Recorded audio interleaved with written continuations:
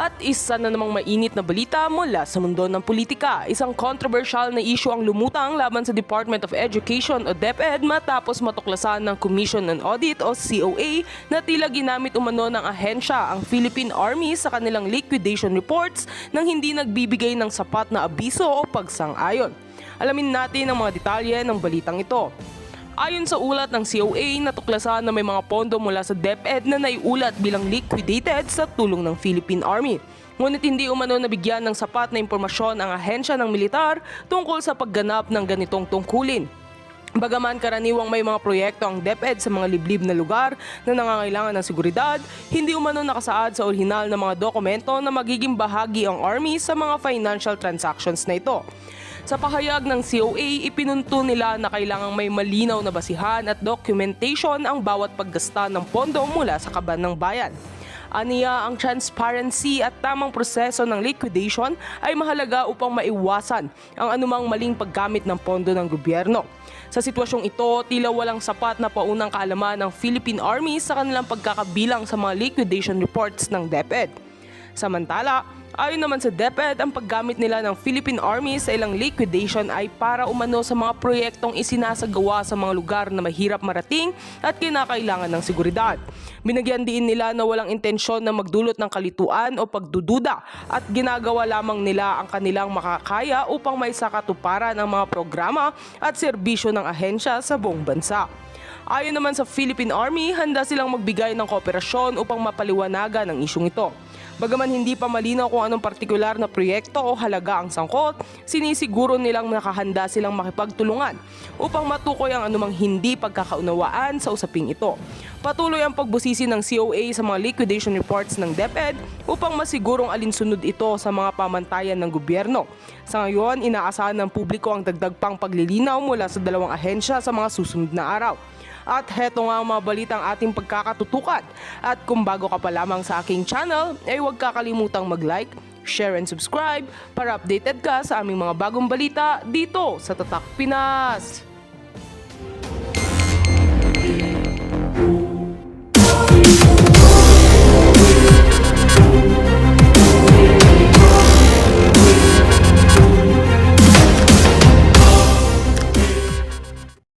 That's correct, Your Honor. And all you did was collect the certifications from the different units of the military. Hindi mo alam, hindi niya rin alam, yet you're just using these certifications to justify something. Parang mali po ata yan, di ba? Now, here comes Yusef Mempin collecting the certifications from the activities conducted by AFP, submitting it to you, and you submitting it to COA to justify your expense. Yes, Your Honor. It's wrong, di ba? Yes, but From no matter how you look at it, it's so wrong. Kanino bang program itong sinasabi natin na Youth Leadership Summit? Is it a program of the DepEd, the Armed Forces of the Philippines? Kanino? Sino makapagsasabi sa akin? Major General Bajau? Bahaw, sir. Bahaw? May I be recognized, Mr. Chair? You are recognized. Your Honor, it's a Philippine Army-wide program, a 3-day activity po. It's an activity included in the budget of the Armed Forces of the Philippines. Tama? Yes, Your Honor. It's one of PPAs insofar as your budget is concerned. Yes, sir. So in other words, when you conduct these events, you do not need the help of other agencies or the funding of other agencies. I would disagree to that, Your Honor, because we can only spend for our own troops, but the need of other participants and the subject matter experts have to be carried by participating agencies po. What is the legal basis why the program of the Armed Forces of the Philippines is participated on by other agencies of government?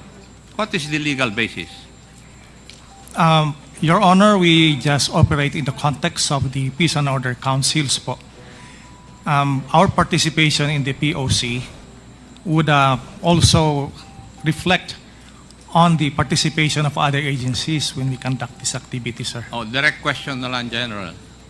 Did you receive any funds from the confidential funds of the OVP in the conduct of these events? No, sir. No. No, sir. there's no funds coming from, there are no funds coming from the Office of the Vice President. Yes, sir. No funds Regarding coming this. from them. Thank you. May I ask Yusek Memphine, Yes, sir. Yusek Mempin, you are recognized. why would Yes, yes, why Yes, would Your Honor. certifications be addressed to you? Your Honor, Mr. Chair, as I mentioned a while ago, I was asked by the Office of the Secretary to By get the- report from the You were asked by the, please Office of the repeat, Secretary. by the, Office of the Secretary. and who in the Office of the Secretary asked you that? Hindi naman pwedeng magsalita yung Office of the Secretary, di po ba? So It's a- there must be somebody from the Office of the Secretary who asked you to do that. It's And may I know who that is? it's our former Chief of Staff. And who might that be? And who might that be?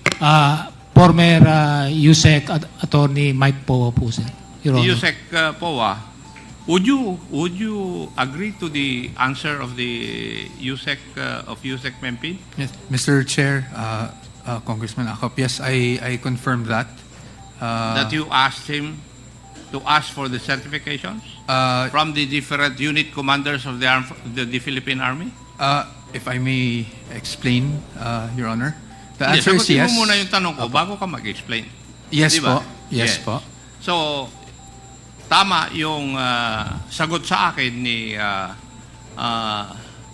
Yusek Memphine Yes po. na kayo po ang humingi sa kanya na humingi siya ng certification doon sa mga units ng Philippine Army na nag-conduct ng YLS. Your Honor, if I may qualify, hindi po specifically on YLS. What I asked for was for any accomplishment. Kasi po yung ayon doon sa AOM na natanggap namin, pag nagbigay daw po ng rewards, you needed evidence of success of the information you received from the rewards. I mean, you received through the giving out of rewards. So, because of this, I coordinated with Yusek Mempin to see to provide any proof of accomplishment para po doon sa rewards na na-disburse ng confidential funds. Thank you. May I ask, you have been in the Army, Yusek Memphine, di ba? Yes, Your Honor, Mr. Chair. Ano po ang part ng programang YLS na may kasamang rewards? Could you please tell me which part of that program would require the giving or the awarding of rewards? Which part of the program would require the gathering of information? Kasi yun po yung purpose ng confidential fund ng DepEd. 4 po yun. Now, which part of this? Your Honor, Mr. Chair, for the conduct of YLF per se, there's no, No. in that particular, any areas of that for the Yes. rewards, giving of rewards, Your Honor, Mr. Chair. Basahin ko man ng ilang beses yung programa na yon, walang nagsasabi doon na pwedeng gamitin yung confidential fund ng isang agency. Would you agree with me? Yes, Your Honor, Mr. Chair. Yes. So, Yusek Pua, mali po yun. Kasi kitang-kita naman na natin that you ask for these documents to support your liquidation insofar as the confidential fund of the Department of Education is concerned.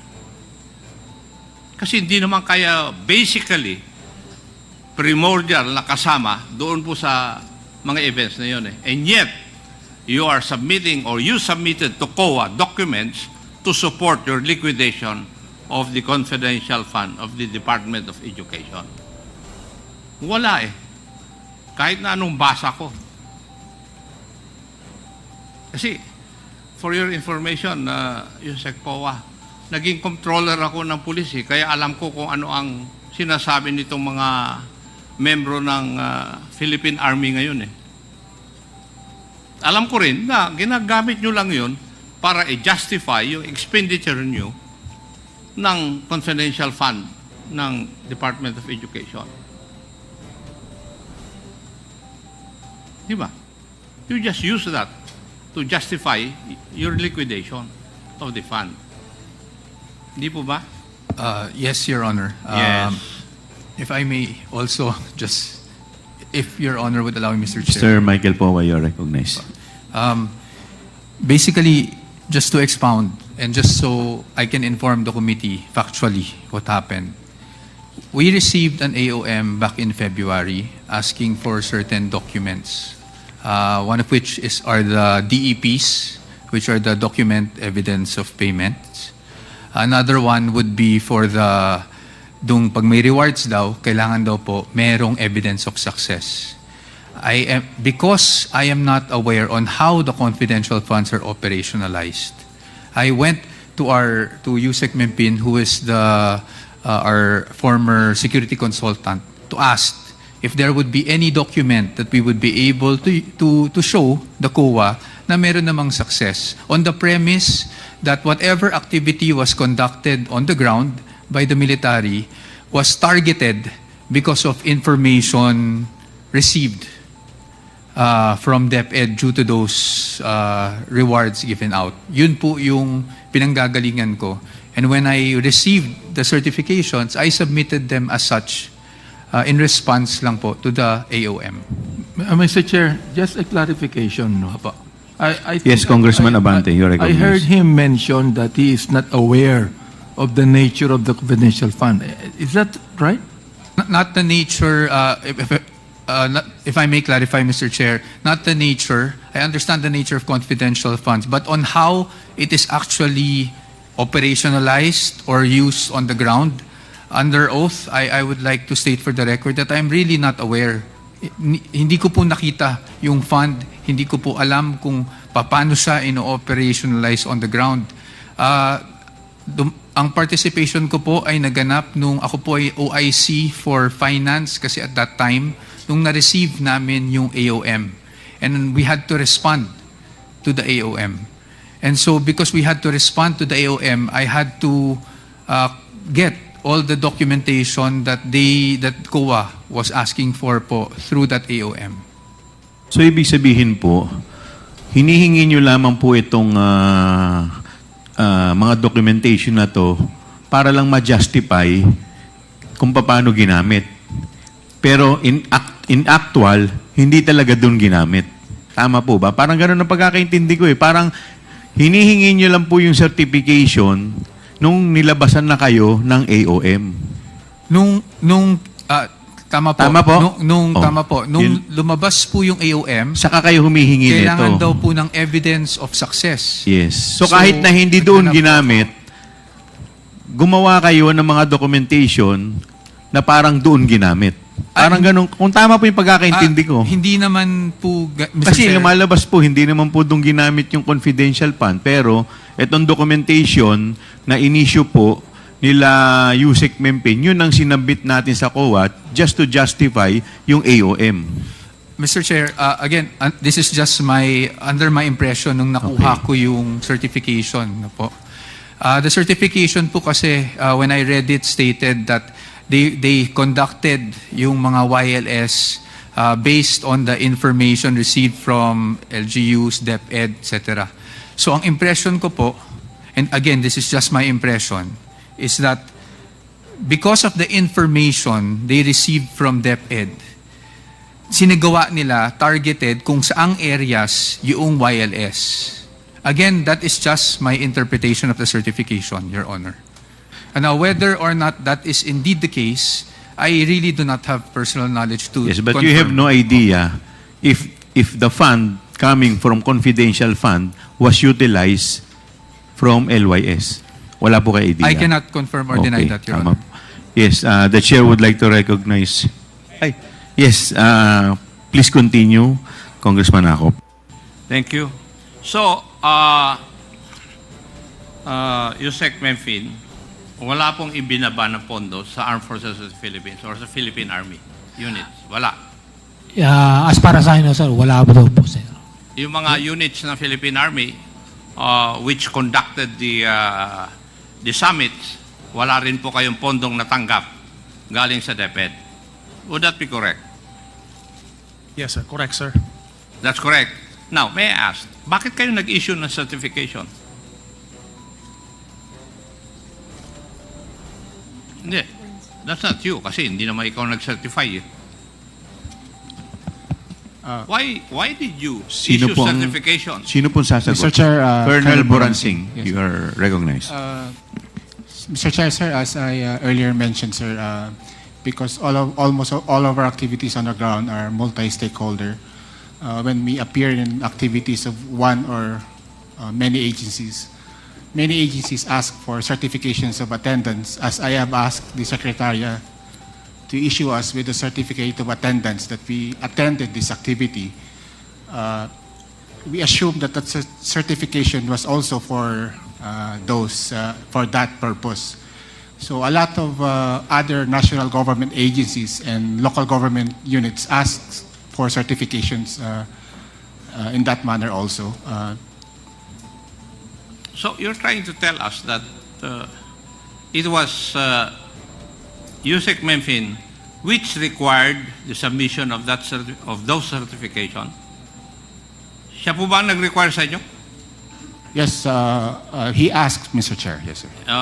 Was it through a written document or what? He called our commander, sir. Ganun na po ba ngayon sa Armed Forces of the Philippines?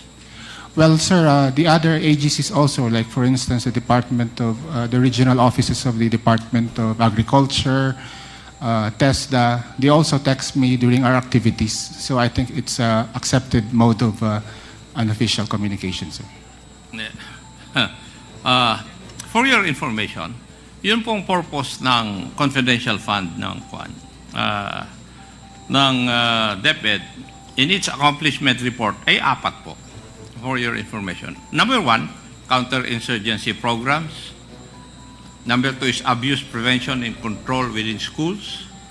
Number 3, anti-illegal activities operations. And anti-extremism and terrorism programs.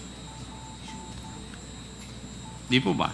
Nowhere could I find dito po sa accomplishment report na sinabmit ng Office of the Department of Education would I see na yung activity ng Armed Forces of the Philippines is enumerated. Wala eh. Wala akong makita. And yet, yung mga ginawa niyong activities, nandun na yun dun sa liquidation ng contingency fund ng DepEd. Bakit ganun? Yusek Memphis, did you not ask why? When you were asked to get certifications or to secure certifications from those units of the Armed Forces of the Philippines which conducted the YLS, hindi mo tinanong bakit? Your Honor, Mr. Chair, as former Yusek po mentioned, I was also informed that the Office of the Secretary needs some impact or outcome of the efforts of the Department of Education in terms of protecting the youth, including the out-of-school youth and some IPs. So I was not aware of that is the purely justification for the confidential fund. So I coordinated with the Philippine Army commanders, my former colleagues, to give feedback or in terms of certification that they have conducted wireless in coordination with various stakeholders to include Department of Education. So yun po yung parang pinaka-basis ng coordination ko po sa mga Philippine Army units na nandito po ngayon. Kasi maski sa certification, USEC, wala rin akong nakitang na amount na nakalagay doon sa mga certifications ng mga unit commanders ng Philippine Army. Wala. So, may ibang purpose lang yung pagkuha nyo ng certification na yun. And as I've said, it is used to justify yung expenditure ng, or pag-spend ng confidential fund ng Department of Education. Now, COA, would it be true na nagbigay po kayo ng CN o credit notice doon sa first 2 quarters ng use ng confidential fund ng Deped? Attorney Camora, you're recognized. Yes po, Mr. Chair. May I know the basis why nagbigay po kayo ng credit notice? Kasi what I know is if you give credit notice, everything is proper. Yes, Mr. Chair. Now, bakit po kayo nagbigay ng credit notice doon sa first 2 quarters? Since submit po sila ng documents that we required in the AOM, we deem them okay na po for the compliance. Parang sa joint circular din. Yes, Mr. Chair. Di ba? Yes, Mr. Chair. Actually, yun nga po, yung certifications is And one of the requirements po. When I say mean, parang sa joint circular, you do not do anything to find out whether the data or the certifications given you would be reasonable or true? Hindi nyo tinitignan, di ba? Mr. Chair, since dun sa certifications, nilagay po nila na due to the collaboration between the Deped and the Philippine Army, wala pong mga batang recruited. Okay na po yun sa amin. Okay na sa inyo. Pursuant to your, shall we say, circulars. Yes, Mr. Chair. Ganon. Yes, Ganon po Mr. yun. Chair. Paano nga natin mababantayan yung kung pag ganyan ang inyong pag-iisip? Di po ba? Now, Mr. Chair, please allow me to come up with my parochial concern. Because I heard a while ago that USEC Densing was in charge of the allocation of the BEFF or Basic Educational Facilities. Tama po ba? Mr. Chair, if I may. Yusek Densing, you're That's correct, sir. recognized. Correct. Pwede ko bang malaman bakit walang napunta sa Antipolo na school building Sir, during your term or the term of VP Sara? ang nahawakan ko po actually is 24. Hindi, tinatanong Opo. ko. Sagutin mo muna ako. Pero sir, ang sa Antipolo kasi, Antipolo, Taytay, tinanong ko rin kasi yan dun sa technical working group, wala na pong buildable space. Yun pang binanggit sa akin. Walang buildable space. Opo. There's a fund with the DepEd na pambili ng spaces. Di po ba? Wala po. Yun po ang nilabi namin nung nakaraang budget. That is for GA 2022? 24 po, 24. Hindi, tinatanong ko nga eh. Sa 22 po, Congressman wala. ako noong 2022. Opo. My wife was a congresswoman I wasn't there yet, but since there was no fund, sir. 2019. I was not there Pero yet. wala kaming natatanggap. Opo. Your records will bear me out. Opo. I As a matter of recognize. fact, the first time, 2022, nag-usap po tayo. Kasi kinausap po ninyo yung mga yung mga members ng parties. Di po ba? And we talk. Sinabi ko yung concern ko na yun. Opo. We did. In fact, nung ginawa nga nila, may mga districts nga, legislative districts na wala. Now, may I ask you, Yusek Densing, is that following the mandate of the Constitution that you are supposed to equitably distribute government resources? That's the part of the criteria that I mentioned to the National Technical Working Group. Tinatanong nga kita eh. Opo. When you do not allocate school buildings doon sa isang lugar, is that equitable distribution? Again, sir, the problem was there are no buildable spaces in the area. Sino po ang nagsabi? Yung National Technical Working Group po. Itong 2024, humingi ako. Opo. 2024, humingi ako. There are buildable spaces. Pero wala pa rin.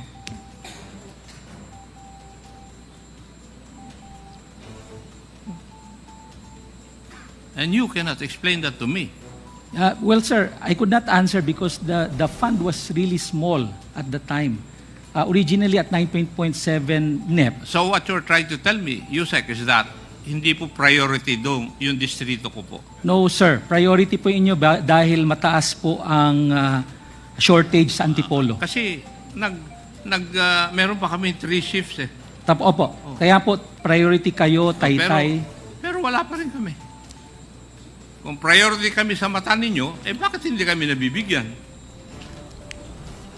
Yun baka tama yung sinasabi ni Johnny Pimentel. Hindi po tama yun. Hindi po tama yun. Thank you, Mr. Chair. Thank you. The Chair would like to recognize the Honorable Jonathan Kate Flores. Thank you, Mr. Chair. Yusek Mempin.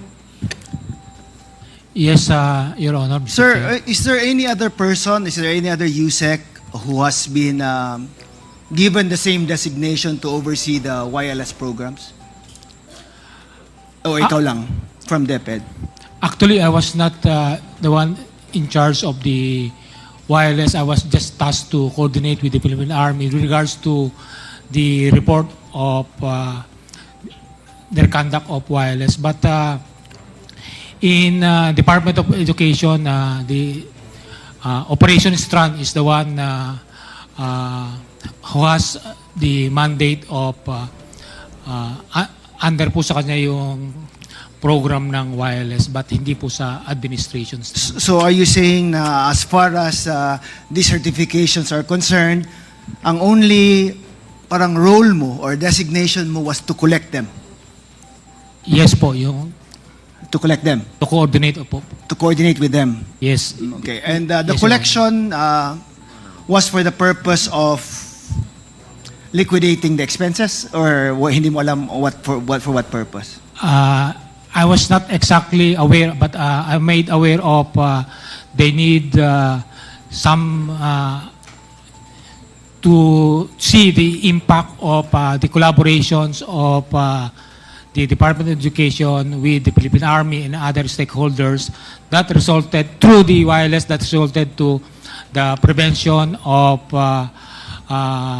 recruitment through violent extremism and other threats po, sir. You said impact, no? Impact of the wireless conducted by the AFP? Ang ibig mo sabihin? Yes, sir, which is the prevention of recruitment. Yes. So what then is the role of DepEd when it was a purely AFP event?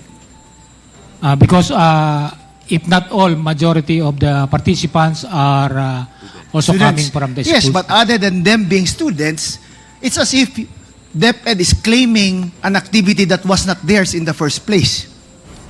Tama po ba? Yes, sir, with just purpose of coordination. What coordination? You just ask for the certifications. What coordination are you talking about?